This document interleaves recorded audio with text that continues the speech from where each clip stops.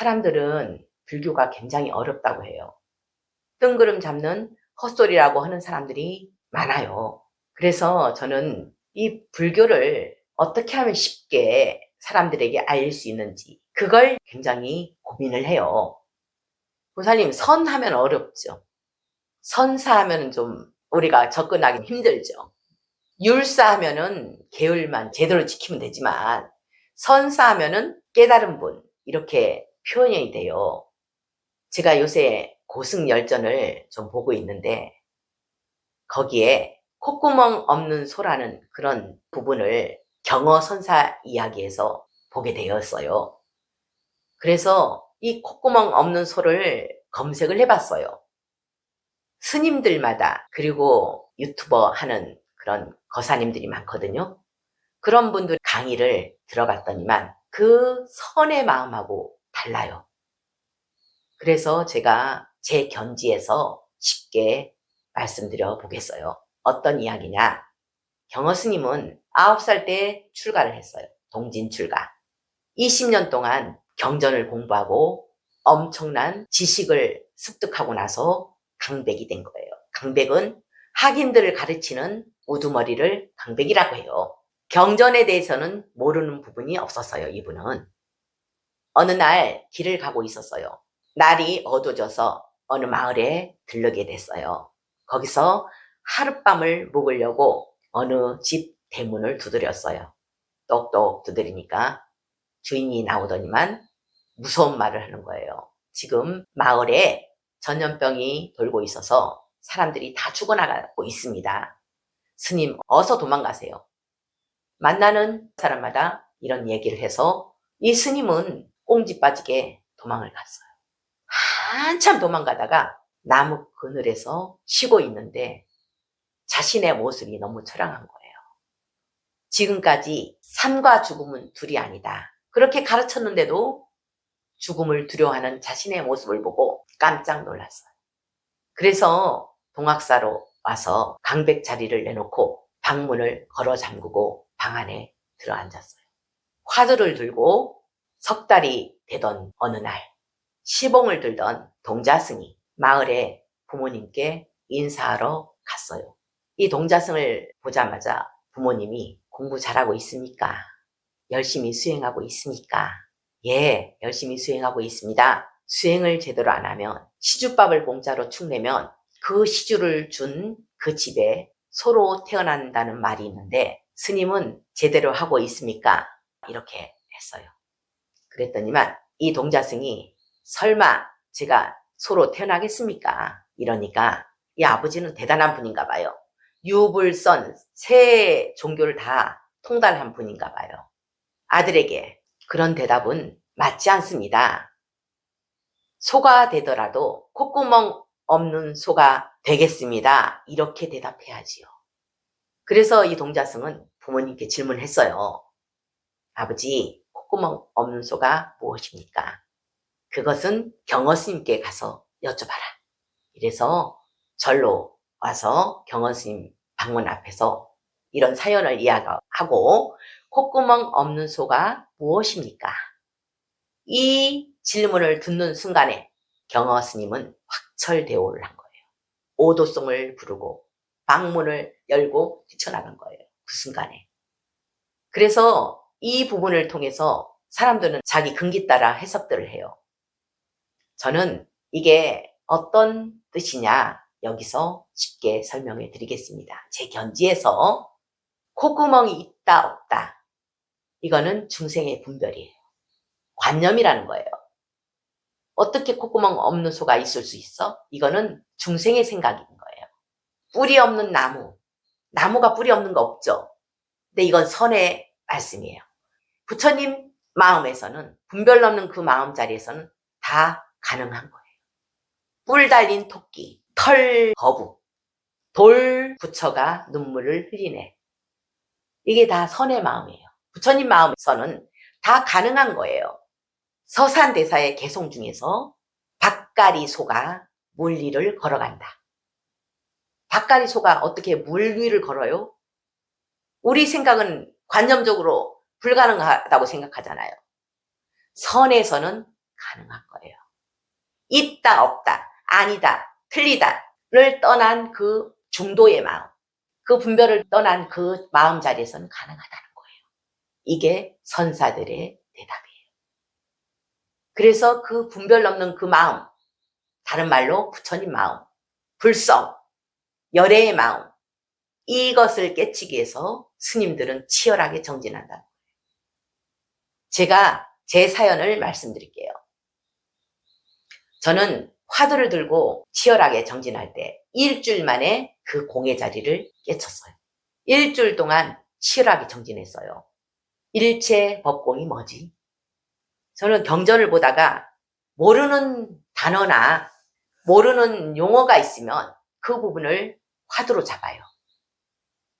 그래서 뭐지 하면서 치열하게 정진을 해요. 졸음을 다 쫓고 딱 일주일 만에 그 부처님 마음자리를 본 거예요. 뭐냐? 부처님 마음자리 공이 둘이 아니다. 서울 전화번호 앞번호.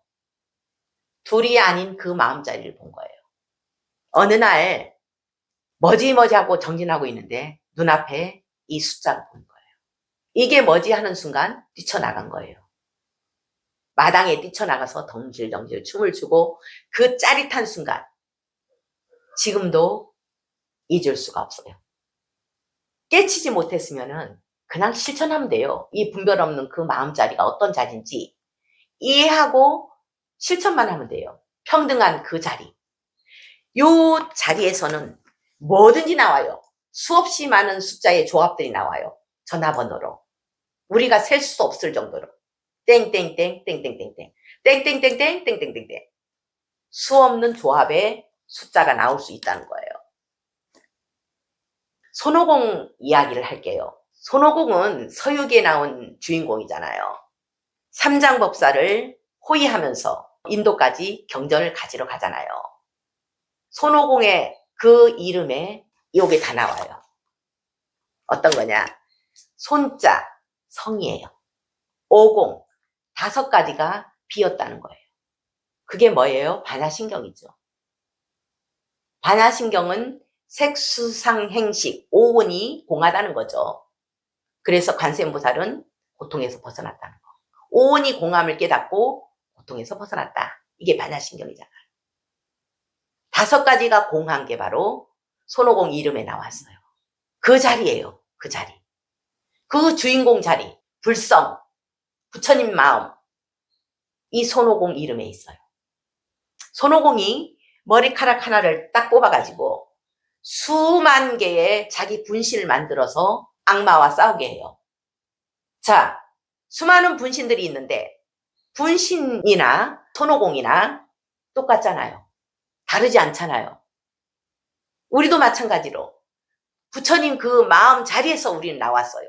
다 부처예요. 부처와 다르지 않아요. 우리는 부처님의 분신. 그래서 선백억 화신 석가모니불이라고 하잖아요. 우리는 석가모니불의 분신이에요. 분신이나 원래 그 주인공이나 다르지 않잖아요. 그래서 줄어드는 것도 없고 늘어나는 것도 없고 불생불멸이고 분신이 죽었다고 해가지고 죽었어요? 아니잖아요. 죽음이라는 건 없잖아요. 분신들이. 우리는 살면서 삶과 죽음을 계속 경험하잖아요. 근데 그 자리는 삶과 죽음이 없어요. 불생불멸. 그 자리와 나는 둘이 아니고. 어때요? 우리가 생각하는 게 다 잘못된 생각이죠. 그래서 우리는 이 오온이 공한 것을 깨달으면은 삶과 죽음은 둘이 아니라는 것을 알게 된다는 거죠. 내 진짜 모습은 거기라는 거예요. 거기. 이건 분신이라는 거예요. 다른 말로 아바타라고 하기도 해요. 아바타. 우리는 다 아바타라는 거예요. 진짜 나는 거기 있다는 거죠. 둘이 아닌 그 자리. 그 자리를 깨닫기 위해서 스님들은 치열하게 정진을 하는 거예요. 불성을 보기 위해서. 내 안에 부처님 자리를 체험하기 위해서 치열하게 정진하는 거예요. 화두를 들고 참선을 하고 무문간에 들어가고 산속에서 몇 날 며칠 고행을 하고 이게 다 그 자리를 깨닫기 위해서. 그 자리를 모르면 우리는 그냥 머릿속으로 이해하고 실천만 하면 돼요. 불생불멸 그 자리가 진짜 모습이라는 거. 내 본 모습이라는 거를 이해하시면 되는 거예요. 손오공 재밌어요. 보다 보면. 서유기에 나오는 손오공. 우리는 그 방대한 화엄경, 그리고 법화경, 아니면은 암경부터 방등경까지, 반야신경, 금강경까지 전부 공부 안 해도 이 자리만 제대로 이해하면 보살행은 저절로 실천할 수 있다는 거예요. 결국은 모든 부처님이 설한 법문은 보살도로 이끌기 위해서 있다는 거예요. 그럼 보살만 제대로 알면 되잖아요. 보살행이 뭔지, 육바람이 뭔지만 알면은 우리는 행을 제대로 할 수 있다는 겁니다. 제가 어느 날 이런 질문을 받았어요. 꿈속에서. 저는 꿈속에서 공부를 많이 했거든요. 내가 부족한 공부가 있으면 꿈속에서 이런 질문들이 오더라고요. 보이지 않는 존재가. 산속에 살던 뱀이 마을로 내려왔다. 마을 사람들에게 잡혀서 마을 사람들이 끓는 물을 부었다. 뱀은 죽냐 사냐? 죽죠? 이렇게 대답했어요. 꿈속에서도. 산다. 이러는 거예요. 예? 왜 사는데요? 이렇게 질문을 했어요. 이것도 선문답인 것 같아요. 666 비법이래요. 666 비법. 그래서 666 비법에 대해서 계속 참고를 했죠. 뭐지? 이러는 순간 딱 꿈에서 깼는데 그 순간에 반야신경에 무안이비설신이 무색성량 미축법 무안개 무의식계 666이라는 걸 알게 된 거예요. 분별하니까 죽는다고 하는 거예요. 삶과 죽음은 둘이 아닌데. 우리는 삶과 죽음은 둘이 아닌데 사람이 죽으면 울고 장례식장 가고 슬퍼하고 이렇게 하고 있잖아요. 우리는 눈으로 분별하고 육군으로 분별하고 있잖아요. 그 안이비설신이 무색성량 미축법 무안개는 무의식계 이런 그 666개에서는 죽음이라는 거는 존재하지 않는다는 거예요.